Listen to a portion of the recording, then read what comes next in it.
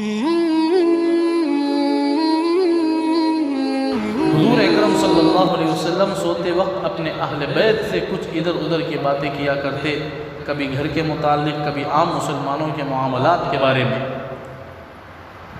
ہمیں دھوتے نہ ویسا نہیں، گاؤں والے کا دھو لگ رہتے نہیں، گاؤں والے کا برا بول رہتے ہیں، وہ قصہ معلوم کیے، انہیں کیسا ڈبایا معلوم کیا، انہیں کیا کیا معلوم کیا، وہ نہیں۔ حضور اکرم صلی اللہ علیہ وسلم اپنے گھر والوں سے کیا بات کرتے تھے؟ فلاں فلاں وہ نیک کام کرے، وہ فلاں اتنا اچھا صدقہ کرے، ان کی اچھائیاں بیان کرتے، کیا کرتے تھے؟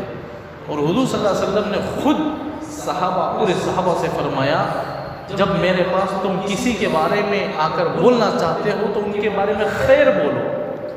کیا بولو؟ اچھائیاں بولو، برا بول کو میرے نظر میں ان کو کمتر نہ بولو۔